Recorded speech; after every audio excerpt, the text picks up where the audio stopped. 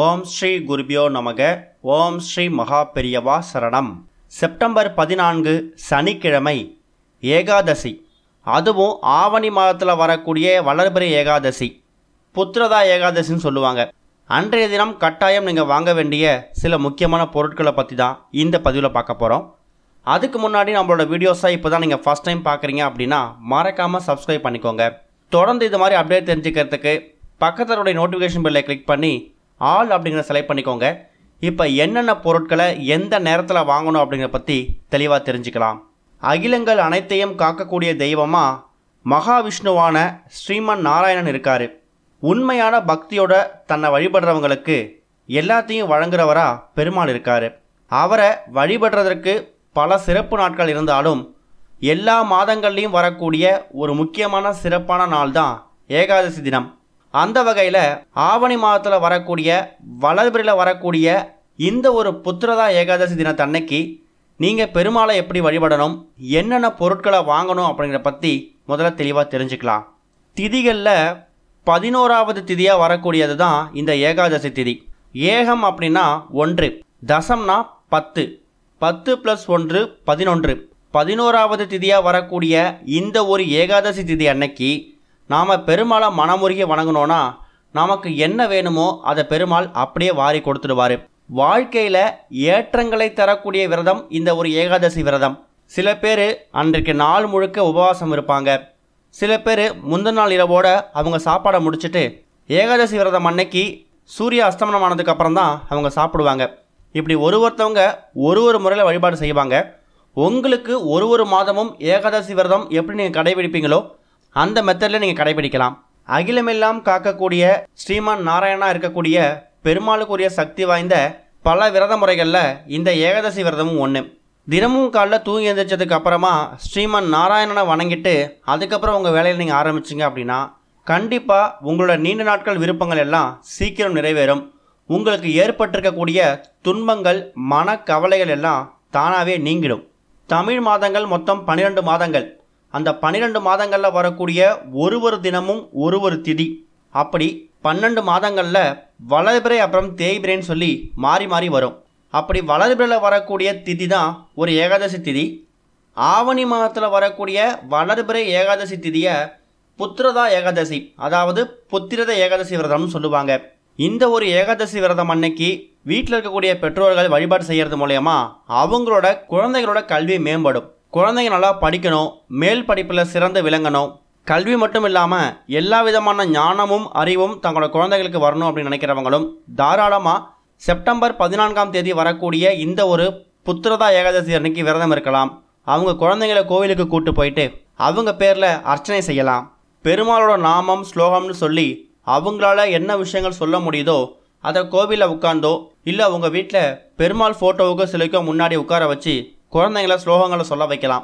இது மூலயமாவும் புத்திரதா ஏகாதசி அன்னைக்கு பெருமாளோட அனுகிரகத்தை உங்கள் குழந்தைங்க பெறுவது மூலயமா கல்வியில் சிறந்து விளங்க முடியும்.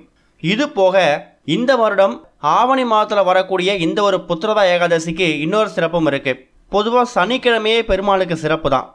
அப்பேற்பட்ட பெருமாளுக்கு உரிய விரதமாக இருக்கக்கூடிய ஏகாதசி விரதம் சனிக்கிழமையில் வர்றது கூடுதல் விசேஷம். செப்டம்பர் 14ஆம் தேதி ஏகாதசி திதி இருந்தாலும் அது செப்டம்பர் 13 மாலை 6:20 ஆரம்பிச்சிடுது. அது செப்டம்பர் 14ஆம் தேதி மாலை 5 மணி வரைக்கும் ஏகாதசி திதி இருக்கிறதால உங்களுக்கு ஏகாதசி சம்மந்தப்பட்ட விஷயங்கள், விரதங்கள், வழிபாடு செய்யணும் அப்படின்னா அது எல்லாத்தையும் செப்டம்பர் 14 சனிக்கிழமை மாலை 5 மணிக்குள்ளே முடிச்சிடுங்க. கோவிலுக்கு போகிறது நீங்கள் மாலை ஒரு 6 மணிக்கு மேலே கூட போகலாம். ஏகாதசி விரதத்துக்கான பூஜை வழிபாடு செய்கிறத மாலை 5 மணிக்குள்ளே செஞ்சிடணும். அதே மாதிரி இப்போ நாம் சொல்லக்கூடிய பெருமாளுக்கு உகந்த, பெருமாளுக்கு பிடித்த சில பொருட்களை இப்போ சொல்ல போகிறோம். இந்த பொருட்களை ஒரு 10 ரூபாய் கொடுத்தாவது மாலை ஒரு 5 மணிக்குள்ளே வாங்கி வைக்கிறதுக்கு முயற்சி பண்ணுங்க. அன்னைக்கு சனிக்கிழமை 9:10 ராகு காலம், 1:30 யமகண்டம். இந்த 2 நேரத்தை தவிர மற்ற நேரங்களில் தாராளமாக இந்த பொருட்களை வாங்கி வீட்டில் வைக்கலாம். இதில் எல்லா பொருளையும் கூட வாங்கலாம். இல்லை இதில் ஏதாவது ஒரு பொருளாக வாங்க முடியும் அப்படின்னா தாராளமாக உங்களோட பொருளாதாரத்துக்கு ஏற்ற ஏதாவது ஒரு பொருளையாவது வாங்கி வைக்கிறதுக்கு முயற்சி பண்ணுங்கள். அதில் முதல் பொருள் என்ன அப்படின்னு கேட்டிங்கன்னா, பெருமாள் அப்படின்னு சொன்னாலே நம்ம ஞாபகத்துக்கு வர்றது நாமம் தான். திருப்பதி மாதிரி பெரிய பெரிய பெருமாள் கோவிலுக்கு போகும்போது கண்டிப்பாக நெத்தியில் நம்ம நாமம் வைக்காமல் கோவிலுக்கு போக மாட்டோம். நாமக்கட்டைக்கும் பெருமாளுக்கும் அப்படிப்பட்ட ஒரு சம்பந்தம் இருக்குது. அந்த வகையில் ஒரு 10 ரூபாய் கொடுத்தாவது நாமக்கட்டி கண்டிப்பாக எல்லா விதமான தேவஸ்தான கடைகள்லையும் கிடைக்கும். அப்படிலாம் நாட்டு மருந்து கடைகளில் நிச்சயம் இருக்கும்.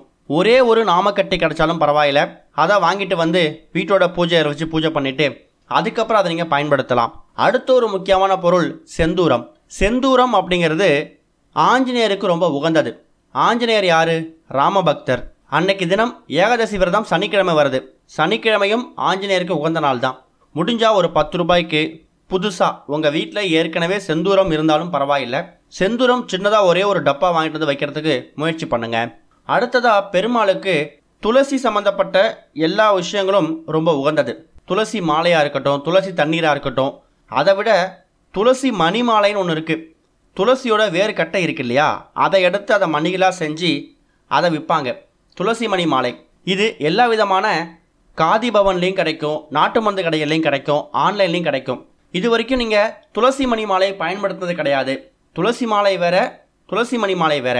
துளசி மாலை அப்படிங்கிறது பெருமாள் கோவில் வாசலில் அந்த துளசி இலைகளை பின்னி மாலைகளாக விற்பாங்க. இந்த துளசி மணி மாலை அப்படிங்கிறது துளசியோட வேர் கட்டையை அதை சுத்தப்படுத்தி உருண்டைகளாக மணிகளாக தயாரித்து அதில் கம்பி கோத்து அதை மாலைகளாக தயாரித்து கடைகளை விற்பாங்க. அது கொஞ்சம் விலை அதிகமாக தான் இருக்கும். துளசி மணி மாலை வாங்கணும்னு நினைக்கிறவங்க தாராளமாக சனிக்கிழமை செப்டம்பர் 14ஆம் தேதி அன்றைக்கி வாங்கி வீட்டில் வைக்கலாம். அடுத்ததாக பெருமாளோட இன்னொரு முக்கியமான விஷயம், அவருக்கு ரொம்ப பிடிச்சது தாமரை மலர்கள்.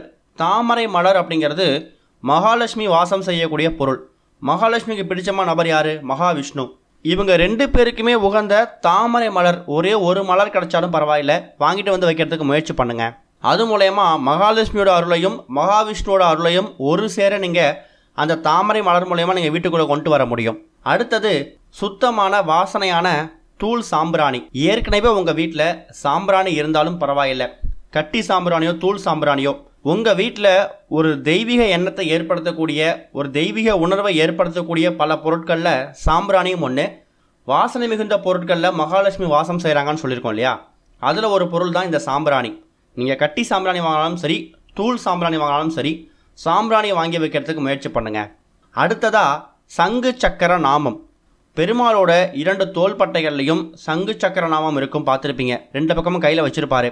இந்த சங்கு சக்கர நாமம் அப்படிங்கிறது நீங்கள் ஃபோட்டோவாக வாங்கி உங்கள் வீட்டோட பூஜை அறையில் ஒட்டினாலும் சரி, இல்லை பீங்கான் சிலைகளாக வாங்கி வச்சாலும் சரி, கோவிலில் தேவஸ்தான கடைகளில் பித்தளையிலையும் விற்கும்.